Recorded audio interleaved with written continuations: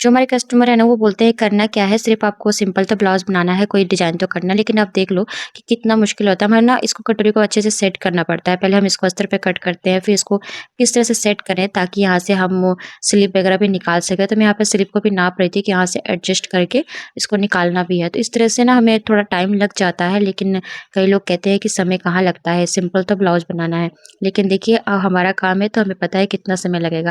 तो देखिए पहले मैंने ना इसके सारे पार्ट तो निकाल लिए थे, सिर्फ़ हमारा कटोरी वाला पार्ट यहाँ नहीं एडजस्ट हो रहा था, तो मैंने दूसरे साइड से निकाला था क्योंकि यहाँ पे हमें ना स्लिप का बॉर्डर दिया होता है, उस हिसाब से मुझे इसकी कटिंग करनी थी। तो ये जो मेन पार्ट था ना, ये कटोरी का जो फर्स्ट वाला पार्ट था, उसे मैंने दूसरे साइड से निकाल लिया था।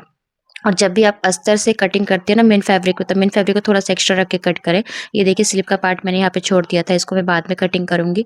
अभी ये डबल कटोरी ब्लाउज़ में कटिंग हो रही थी और ये बहुत इमरजेंसी का ब्लाउज़ था, तो मैंने रात को ही कटिंग कर लिया था और सुबह मैं बैठ गई थी सिलने के लिए। लेकिन आपको तो पता है बीच में मेरे इतने मतलब क्या-क्या काम होते हैं ना, जो उसकी वजह से मुझे बार-बार उठना पड़ता है और आज मेरी कैंची भी बहुत धोखा दे रही थी। इस कपड़े पे चल नहीं रही थी, फिर मैंने काँच का ग्लास लिया और इसको ना इस तरह से मैंने मतलब बहुत बार किया है इस तरह से। अगर मेरी कैंची नहीं चलती है तो मैं इस तरह से काँच के ग्लास से ना धार लगा लेती हूँ, अगर जल्दबाज़ी रहता है तो। वैसे तो धार वाले आते हैं उनसे लगवा लेती हूँ, लेकिन थोड़ा बहुत काम चलाऊ के लिए हो गया था, मतलब काम इससे हो जाएगा ठीक है। हल्का-फुल्का काटने लगा था, लेकिन पता नहीं क्यों इस कपड़े पे ज़्यादा फिसल रहा था शायद कैंची मेरी। तो यहाँ पर फिलहाल उस टाइम के लिए तो हो गया था, बाद में मैं इसमें अच्छे से धार लगवा लूँगी। इसे बहुत जल्दी-जल्दी कर रही थी क्योंकि बीच में बहुत सारे काम होते हैं, इस वजह से मुझे बार-बार मशीन से उठना पड़ता है। तो देखिए मैंने इसका कटोरी का दोनों पार्ट जॉइन करने के बाद क्रॉस पट्टी के साथ इसको अटैच किया और साथ में इसकी योक पट्टी भी लगाकर रेडी कर ली थी। फिर इसके साथ हमें बनाना है इसका जो हुक और आई पट्टी। तो हुक के लिए देखिए यहाँ पर ना सिंपल सा हम अस्तर पार्ट जॉइन करते हैं, लेकिन काज के लिए अस्तर मेन फैब्रिक दोनों को जॉइन करते हैं। तो यहाँ पर ये भी काम मैंने कंप्लीट किया फटाफट से और ये वाला जो फ्रंट पार्ट मैंने रेडी कर लिया था। फ्रंट पार्ट रेडी करने के लिए मुझे सिर्फ आधा घंटा का टाइम लगा था। हाँ, अब वीडियो को शूट करते-करते मान सकते हैं 45 मिनट लग गया था क्योंकि बार-बार जो चेक करना होता है इसीलिए। तो ये फ्रंट पार्ट अभी रेडी हो गया था, नीचे की पट्टी लगानी थी।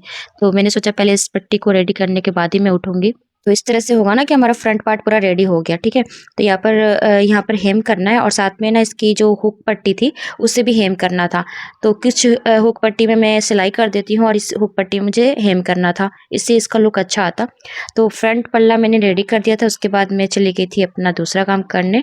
लंच वगैरह रेडी करने के बाद में यहाँ पर मैंने बैक पल्ला को रेडी किया। इसमें कुछ इस तरह से नेक बनाया था, जो कि बिना बकरम का बनाया था और लटकन बनाए थे, जो कि एकदम पाइपिंग वाली थी। फिर स्लीव की कटिंग करके स्लीव अटैच करने के बाद मॉर्निंग में मैंने इसकी फिटिंग की थी। नाइट में मैं कर नहीं पाई थी और शाम को भी नहीं कर पाई थी, तो मैंने सुबह-सुबह इसकी फिटिंग की और फिटिंग करने के बाद हुक वगैरह तैयार करने के बाद ये ब्लाउज़ रेडी किया। तो आपको ये वीडियो कैसा लगा कमेंट ज़रूर बताइएगा। Bye bye.